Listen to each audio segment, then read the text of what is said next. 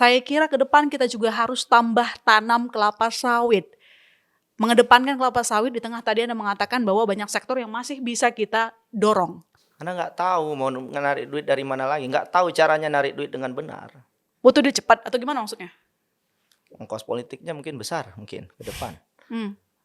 Negara harus bayarin proyek strategis, pemerintah butuh uang dan satu-satunya jalan ya ekstraktif dan salah satunya sawit gitu. Hari ini Mbak kalau boleh jujur ya, Indonesia itu nggak punya menteri yang pro lingkungan, menteri kehutanan, menteri lingkungan kita nggak pro lingkungan. Nah terus gimana? Siapa yang memberikan pertimbangan kepada Pak Presiden? Itu ya, itu miss sekali hari ini. Nah, jadi kalau hanya kemudian ya tanam sawit ya saya lagi-lagi saya ingin katakan, memang nggak semua sawit itu perusahaan besar. Ya. Tapi 50% lebih itu adalah perusahaan raksasa. Gitu. Kalau yang pernah tinggal di Sumatera ya, di Sumatera Barat, Aceh dan Sumatera Utara, ada orang-orang tua itu selalu bilang, jangan rusak alammu. Kalau di Sumatera Barat itu ada istilah alam tak kambang jadi guru. Jangan tebang pohon. Gitu-gitu. Jadi kalaupun masyarakat punya sawit, mungkin lahannya cuma berapa hektar saja. Mereka nggak akan merusak aliran sungai, mereka nggak akan tebang sembarangan. Siapa yang nebang-nebang sembarangan? Ya perusahaan-perusahaan besar ini, karena mereka punya konsesi besar, punya alat. Ya. Ngomongin soal, karena tadi Mas Media menyinggung lahan sawit petani rakyat itu kan mereka punya sekitar 40% ya. Selebihnya itu produsen utama minyak sawit itu adalah korporasi. 54,94% aku kutip dari BPS. Nah inilah mulai kan muncul, kalau nyalahin kok cuma korporasinya doang, kan ada tuh yang seperti itu. Dengan peristiwa yang terjadi, bencana yang terjadi di 3 provinsi Sumatera. Lantas kemana kita bisa melempar kesalahan ini?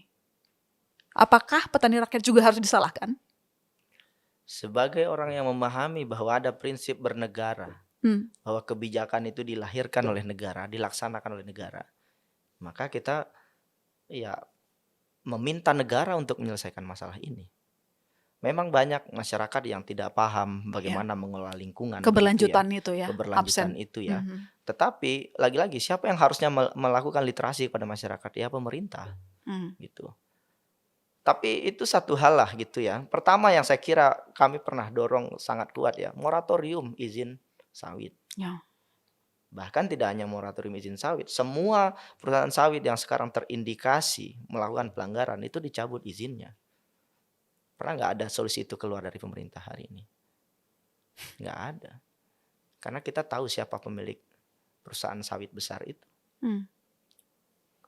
Mereka sudah tahu juga gitu. Jadi sangat tidak fair ketika gajah bertarung dengan gajah, semuanya di atas itu kemudian punya sawit, punya ini, tiba-tiba kita yang dihilir yang nggak tahu apa-apa kemudian dihajar banjir bandang begitu. Dan kalau kita lihat secara data pun kan memang perkebunan sawit paling banyak di Sumatera ya. Pertama ada Riau, lalu kemudian sekarang ada mau Sumatera. dihajar lagi Papua. Papua juga udah banyak perusahaan sawit sekarang, Kalimantan gitu. Dan hanya itu yang tersisa kan. Sumatera itu udah banyak ya. Kalau dari segi ambang batas lahan untuk sawit udah mencapai ambang batas. Jadi nggak boleh lagi ada penambahan sebetulnya. Sebetulnya jangan ada lagi penambahan. Iya, tidak boleh lagi. Bahkan ini sekarang udah rusak, udah berlebih bahkan. Nah, karena Sumatera udah selesai, ini udah habis, akhirnya geser ke Papua. Ini juga kalau kita lihat memang 2024 luas perkebunan kelapa sawit itu 17,3 juta hektar. Ya. Hampir 1,5 Dan jangan kali lupa, lipat Pulau dari Jawa. 17 itu 3,3 juta hektarnya itu di kawasan hutan. Ya, itu berapa persen itu? Itu di kawasan hutan. Dan itu tidak terkontrol hari ini gitu ya. Nah, makanya lagi-lagi ya, kalau mau menyalahkan, saya kira pemerintah pintar lah harusnya ya. Ada data di Bappenas. Orang BRIN itu harusnya mikir, ngasih data ke Pak Prabowo. Peneliti BRIN itu harusnya mikir, kasih data ke Pak Prabowo. Ini loh Pak datanya, kasih pertimbangan. Pak Prabowo baca risetnya BRIN nggak terkait ini? Jadi jangan hanya mendengarkan Pak Bahlil, hanya mendengarkan Raja Juli Antoni kalau bisa presidennya. Saya minta sekali profesor-profesor di BRIN itu, kirimkan jurnal-jurnalnya ke Pak Prabowo. Agar Pak Prabowo mendengarkan scientific evidence instead. Raja Juli Antoni, instead beberapa menteri di kabinet hari ini. Jadi menurut Anda sendiri, maksimal lahan dari perkebunan sawit itu berapa? Sudah di ambang batas. Saya nggak ingat data persisnya ya, nanti mungkin bisa saya ini. Tapi sudah di ambang batas, ini sudah sangat-sangat maksimal. Dan tidak perlu ditambah lagi, maksimal berapapun. Iya, jangan sampai ditambah lagi. Harimau Sumatera itu sudah berkurang populasinya. Ya, saya hanya nggak ingin aja cucu-cucu kita ya. Itu udah hanya nggak pernah melihat lihat harimau itu dalam bukunya, gitu ya. Hari ini kita masih bisa lihat harimau di kebun binatang. Nanti akan ada masanya nggak akan lihat harimau Sumatera lagi. Ini bisa diuangkan nggak? Bisa disetarakan nggak dengan 600 triliun devisa karena sawit tadi? Ya. Dan 600 triliun jangan hanya dihitung 600 triliun ya. Kalau dikonversi ke ekonomi restoratif yang lain, kami hitung ya, itu lebih dari 600 triliun.